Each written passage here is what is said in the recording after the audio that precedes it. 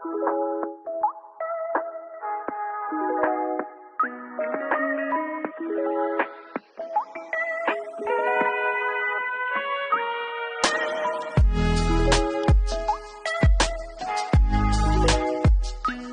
everyone. Welcome to Ask an Architect. My name is Colt Brock. I am the 2023-2024, lots of 20s, AIAS National President. And today I am joined by Mary Burns. Mary, if you want to give yourself a quick introduction. Yeah, hi Colt. My name is Mary Burns. I'm an architect. I currently work for a firm called EXYTE. And my position is architect manager. So I'm a licensed architect, but I also support our staff in their professional development as well. Awesome. Thank you so much. We're very excited to have you on today. My first question, we're going to kind of just give some general intro. So the first one, could you tell us a bit about your educational background and what inspired you to go into architecture?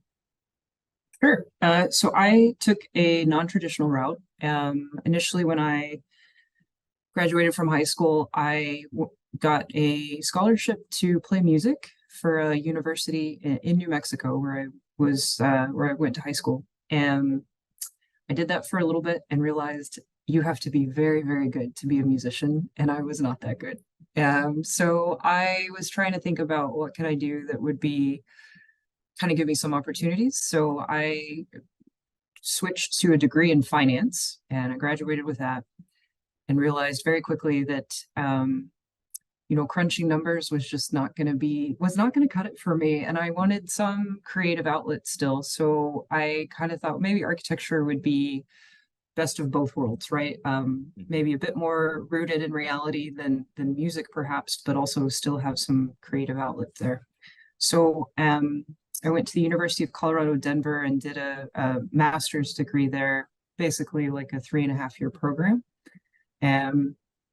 and loved it, and have been doing it ever since. So you're stuck now. So very, very glad you ended up here. That's a great route. We have a lot of our members and a really rising tide in the industry of, exploring and really bringing into the fold those non-traditional pathways. So that's super exciting to hear. So the next question is going to be, what type of projects do you specialize in, or what kind of services do you offer, like within your firm and your position, or kind of externally? What kind of work do you do? Sure. I have done a little bit of everything, I suppose, but where my career has taken me and just sort of I fell into it. It wasn't something I sought. I focus mostly on industrial projects. So I do most notably semiconductors, so the fabrication facilities that manufacture chips, so the chips that go in our computers, cell phones, literally everything now, including our toasters. But I've also done data centers and a little bit of pharmaceutical stuff, but mostly sort of heavy industrial manufacturing.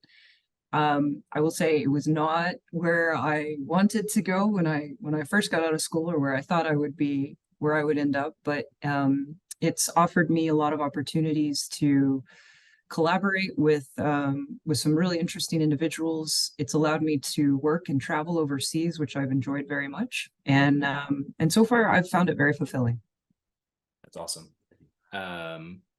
Let's see. How would you define within that space? How do you define your architectural approach? How do you come to that? You say you kind of fell into it in some ways. So how do you take the things you've learned from project to project, and how do you apply that? Sure. So I'd say, one of the benefits of an education in architecture is I think it teaches us some really terrific skills that allow us as architects to sort of have some fluidity in our roles as we find them on projects. I'd say my approach personally is more of a consensus building. So given the type of projects that I work on, architecture in some cases is not necessarily a leading discipline, right? We're really focused on what is the process that's contained within the building. And then my approach is more focused on life safety, ensuring that occupants are appropriately taken care of as it relates to the building code. Also, we can evacuate, kind of all that stuff, safety and design. But that doesn't mean that we don't have opportunities to create a nice experience for the people that are in these buildings, right? Yes, they're very cavernous and kind of harsh environments, but you can find unique opportunities to, provide a viewpoint, right? Or a window outside that has a, focused on a view. Nicer, sort of softer materials for people to have an experience with, right? When they have a break, for example, during work. So in order to do that, as architects, I think I take more of a kind of a collaborative approach with other disciplines to sort of, it's educational, but it's also showing them this isn't a big deal, right? If I add a window here, or I change, circulation paths within this building, it really isn't going to impact the process in any sort of bad or major way, but it's going to allow a much nicer human experience. And so it's sort of constant iterations of education, but also consensus building and ensuring that everybody can come to the same page and realize, oh, hey, we have lots of opportunity for a creative solution here. So let's pursue it. And I think building on that, what are the most important qualities an architect should have? Oh, well, that's a good one. I think I don't know if I could say for all across the board, right? Architecture there's so many different career opportunities, paths to pursue within architecture, but I do think that we naturally tend towards an interest in community and consensus building.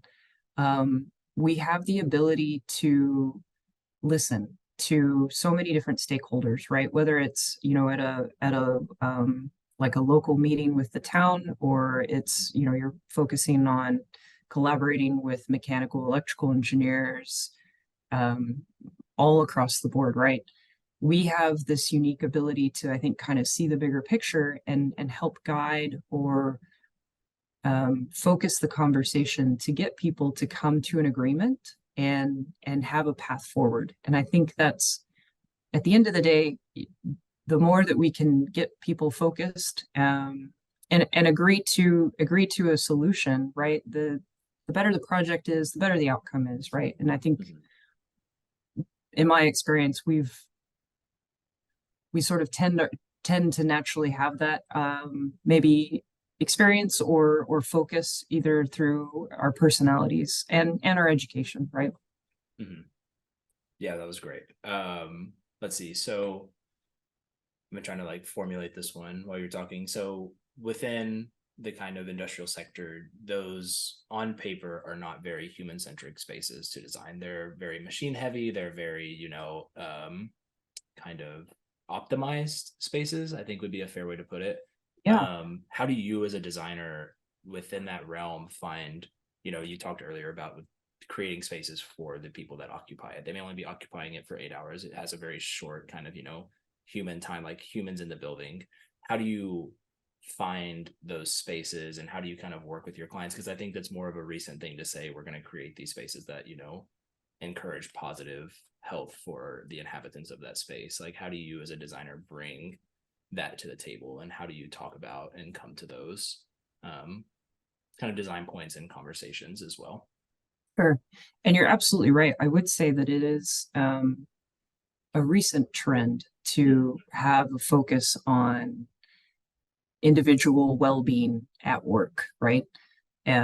Which is terrific. I think in some ways it makes my job a little easier, because it's less of education, right? Or convincing the client that this is worthy of their attention and ultimately dollars, right? I mean, we need to be very sensitive. They have they have budgets and schedules that they need to maintain. Mm-hmm. So I'd say what I mostly focus on is education, right? Sort of showing whether it's through case studies or previous projects, or similar situations that you could take from a different industry and applying it here and demonstrating the importance of this and how this is maybe not so much in a tangible way, but in an intangible way is going to improve their bottom line, right? There's been plenty of studies in the last couple of years talking about how, employee well-being at work, right? And if generally speaking, if individuals are happy and feel motivated, that you get a better work product at the end of the day. So that's getting easier, but it's a conversation that you kind of have to continue to have. And I think where I've had best success, I guess, would be in demonstrating that it is what we're asking for when it comes to providing, sort of nicer spaces for people it doesn't necessarily mean that it's going to cost a tremendous amount of money or is going to be difficult to execute, right? We have so many options available to us as designers and creatives on how to craft a space. So I think it's, a lot of it is coming up with the idea and then being able to sell it in a way that makes sense to people on the other side of the table that, this isn't sort of their realm, right? Mm-hmm. So breaking it down into tangible pieces that they can start to feel comfortable with and say, oh, I like this. Let's try it, right? Mm-hmm. Yeah, I think a lot of it comes down to intention and kind of you said the best word, like tangible. Things need to be, that's kind of the whole, how do we take what's up here and really bring that forward? So I think that's a balance, because those are definitely not, we've in this series we've talked to people that work in education, people that work in public, like the public sector, and work on public and community spaces. So like that's much more like, okay, we're going to do these things. The learning curve is there. Do you feel like, and do you feel like that learning curve has gotten easier? Like they're much more receptive to it? Because it is a recent trend, but do you feel like the reception, or do you find them coming to you saying, we want this? Or do you still feel kind of it's y'all are kind of driving the ship? And I would say it's, ironic enough, it's gotten a lot easier post-COVID, right? Mm-hmm. I think, one of the more positive things that came out of COVID was sort of a recognition by most of us, right? That we do really value the places that we inhabit and how important space is on our mental health and well-being. And so I think there's always room for improvement, right? But the fact that we can start to have the conversation without it immediately getting, put to the side like it was 10, 15 years ago, I think is a big win. And I think the more that we continue to explore this space and advocate for it, right? I think we all have an obligation as architects and designers to recognize we understand how these spaces are put together much more than the general public. And it's imperative that we sort of take that responsibility seriously and advocate for it when we can. Definitely. And do you want to speak more on kind of with the general public? I know you mentioned earlier when talking to communities or to, the spaces in which these projects will be added. Has that also kind of shifted? Because I know there's sometimes some pushback. You're looking at these oftentimes very large facilities. Mm-hmm. How is that process working in that space and working with groups of people that might be tangentially, not ever inhabiting this, but it becomes a part of their community? Certainly. It's yep, these generally speaking, they're kind of eyesores to look at, right? You don't drive by them on the highway and say, wow, that's a really cool looking building. So fair, I definitely can appreciate the concern from communities, right? So I think there's a couple of things. Thoughtful zoning practices by local jurisdictions to ensure that you don't have a big giant facility next to a neighborhood, right? And you protect that long term as well. So I think there's a conversation there, right, which is a little bit outside of kind of what we do on a day-to-day. But generally speaking, I'd say that there's concerns with aesthetics and environmental impacts, and of course, sort of long-term, what is this going to do to the neighborhood in 20, 30, 40 years from now, right? Mm-hmm. But generally speaking, I'd say that most of the communities in my experience have been very welcoming, very receptive to having these projects built in their neighborhoods, or not in their neighborhood, excuse me, but in their community, Mhm. because it brings jobs, right? It brings opportunities. This particular industry is pretty, I guess I'd say, human intense, in the sense that there's a lot of individuals in these buildings, maybe less so like in data centers, right? They're big buildings, but they don't require a lot of people to maintain and operate. These Mhm. ones do. And so you can see tangible growth anytime that one of these facilities comes into a community. And generally speaking, I'd say, most people are excited about that, as long as it's done in an intentional manner, and they're kept informed, right? So I was at a couple of months ago, a city meeting in a local jurisdiction, and a community member came up, and we were talking about the project, and said, "Hey, I'm really happy that this is happening, but I want to make sure that I have a safe road to get to my house, because you're going to have a lot of trucks. How are my kids going to get on a school bus, right? How do you know, like, are they going to have to, is the school bus going to go where the trucks are going?" And I thought, that's a really good point, and we should make sure that we think about that, right? So, that it was really great to have his input, to say, that's fantastic. We're going to work on that, right? So we're going to figure out how to do a proper traffic flow to ensure that Mhm. if we can minimize this, we can. And the mayor and the city leadership were very receptive to that as well. So I think it's also important that people speak up, right? I mean, be involved in your communities. If you see a large project coming and you have concerns, go be active, right? Be an active participant in the community. Generally speaking, any idea is a good idea, right? And if there's an opportunity to improve the design, I think, we would be more than happy to accommodate it, right? Definitely. That's a I never thought about that, even that depth of like intersectionality between this project type and then, I mean, even yeah, a school bus route or a, public bus route or Sure. Yeah, anything like that. right. So, but that's why it's so great to have people participate. I Mhm. mean, everybody's got their point of view, and it's good to listen and be receptive to that when there is feedback, and say, maybe, we're not going to dismiss this. We owe that to that community, to provide some um, acknowledgement, and Mhm. whether it's a design solution or just acknowledgement to say, this is how we're going to develop a process around it, right?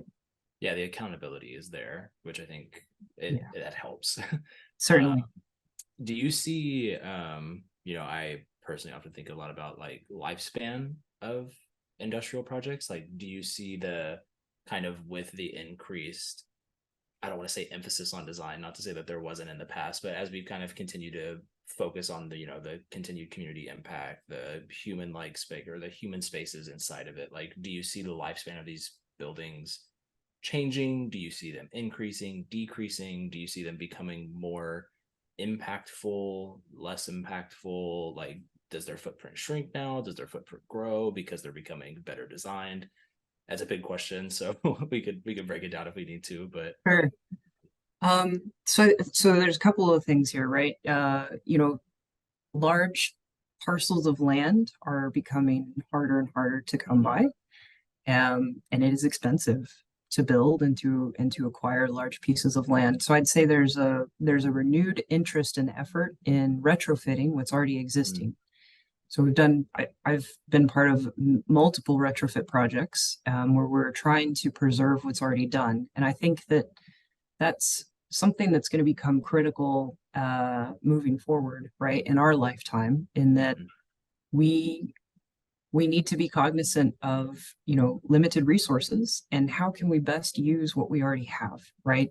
mhm, So when you have the opportunity to build new, right, taking into consideration, how do I use a more durable material perhaps today, that's going to allow me and the, owner operator, to have a much longer lifespan or longevity in this than what we perhaps would have done 20 or 30 years ago. And I would say that that's a new shift mentality, certainly in this industry, and I hope elsewhere. I think that's the case in some instances. So I'd say it's a two-part process. We as architects, I think, have a obligation to inform our client on, the use of superior products where applicable, that's going to give them a long-term, longevity, even though it might cost a little more today. And I think the other part is, the industry, our material industries, to think about how do they better develop products that are going to have, longer warranties, or, a better maintenance plan associated with it to allow for, owners and operators to maintain this longer term. From a design perspective, I think we try to design with future flexibility in mind. So it's less of here's a perfect use case for today. We in our industry certainly try to look at, what do we think trends are going to look like 10 or 20 years from now? What is this process going to be? And how do we best try to, enable for future flexibility, right? So it's as simple as, a consistent structural system throughout the entire building, instead of, optimizing for this particular situation here versus there. It's allowing for, extra utilities to be run in the future. So we're building a little bigger today so that we can enable retrofits in the future without significant rework or tear up of existing. I think that gets most of your question. Well, I think, is it typically retrofitting of previous industrial spaces, or are you seeing like non-traditional retrofitting happening as well? Both. I'd say the strangest one that I've done yet is we converted an office building in Israel to a manufacturing facility. And what was curious about that, which I had never thought about until I got into it, structural criteria for an office building is very different, or certainly much less stringent than an industrial building. So when we're trying to go in and shove this process in this little office building, your floor to floor heights are not very conducive. But the column grid kind of just did one of these, like it was like a snake. It didn't actually go in a straight line. And so sort of just these weird little complexities you have to work through that you wouldn't necessarily consider if it had been built to, sort of more of a manufacturing standard. But I think that project is indicative of kind of, we proved that it could be done, right? And so I'm hopeful that process is going to sort of go to other industries as well, right? I know here in San Francisco, they're talking about all these vacant office spaces. How do we convert that to potentially apartments, or condos for people, since we need to house people? So I'm optimistic to see where we go with that. Definitely. I'm just thinking, I was like, I'm trying to think of all these old spaces in and around where I live that could just be any number of things. And it's really fascinating because industrial is not one that I would have expected to, be on that list, just because of, the existing barriers and challenge you've already mentioned. But I think another question that I think I'm curious about, and I think a lot of people would be curious about, is kind of the sustainability and other efforts that have been taken in these spaces. I think y'all are most closely of many of the industries aligned to like optimization and kind of, really in those industrial processes. Have you seen a kind of shift in the last few years, or just at all, in the way in which these spaces and clients are wanting their buildings to be built more green, for lack of a better word? Sure. I think it's there's two parts to that. I'd say first and foremost, water, right? I think people are starting to recognize that water is a limited resource, and we need to take that very seriously. So a lot of these industrial processes tend to be water intensive, and so the owners have actually kind of seen that and said, all right, we need to make a change. And so they, in some instances, they partner with local authorities to actually sponsor building wastewater treatment facilities specifically for their process to enable recycling and reclamation of water. And I think that's going to continue to be a larger and larger trend as we move forward. But I'm also thankful that we're seeing that now instead of 20 or 30 years from now. I would say that a lot of our clients are now focused on pursuing some form of LEED accreditation. In some instances, there's obviously some barriers with that approach, right? These are not in the middle of dense urban areas for a reason. So, there's some barriers to getting some level of that, right? And I think it would be really it would be great if there was an acknowledgement, perhaps, right? Or maybe alternative paths to that, to, expansion of kind of that opportunity there. But the intention still holds the same, right? There's an interest in ensuring that there's some sustainability built into the design from day one. And that's been very refreshing to be a part of and to continue to pursue. And kind of going back to our earlier conversation, it's less of an education on our side now. It's more of we want this, how do we get there, right?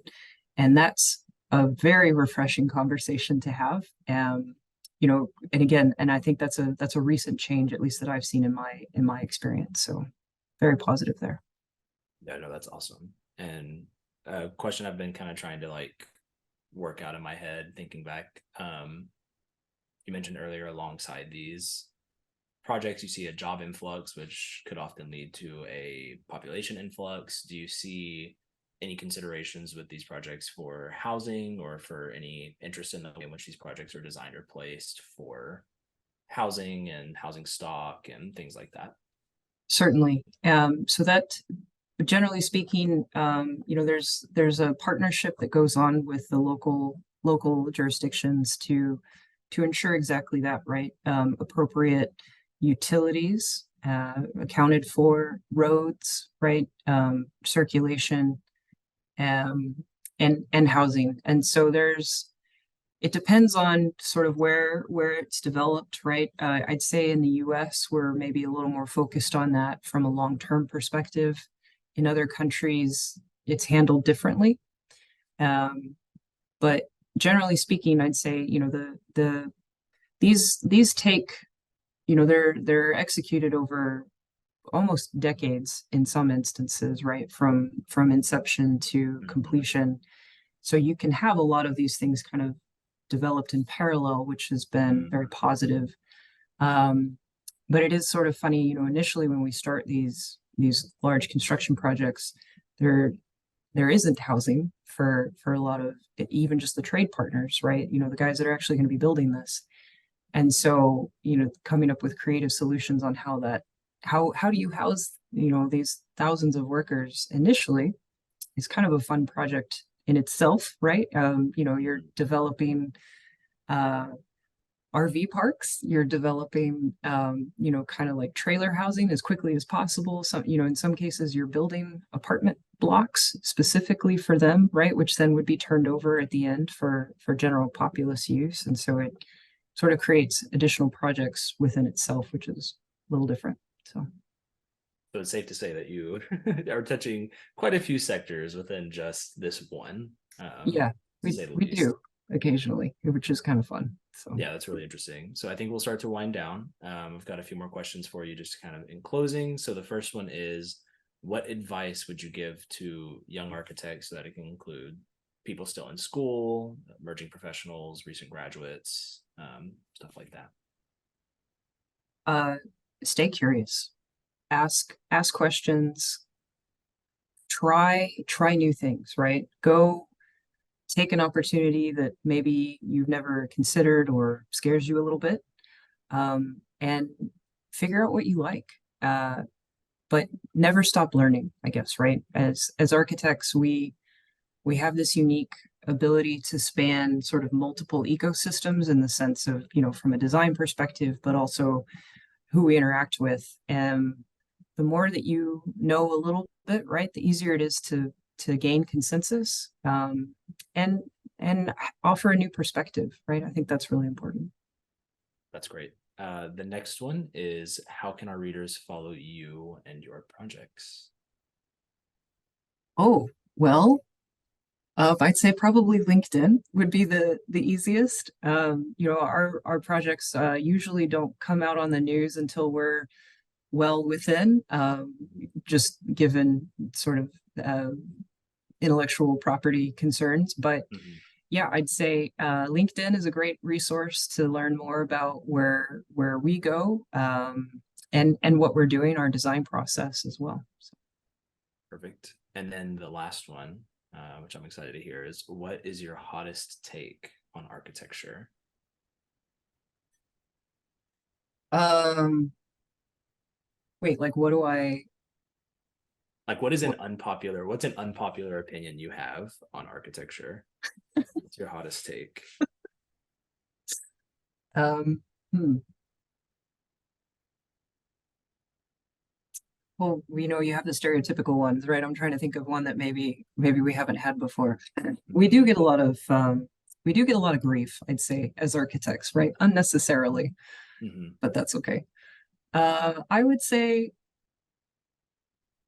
we know enough about everything to be dangerous. Oh, I like that. I like that. Awesome. Well, thank you so much. That was the last question. This was a really exciting conversation. Thank you for all your insight. And just, yeah, very fascinating, a lot to think about and look into. But thank you so much. And yeah, have a great Thank rest you, of your Cole. day. I appreciate it. It's very nice to chat with you. Same.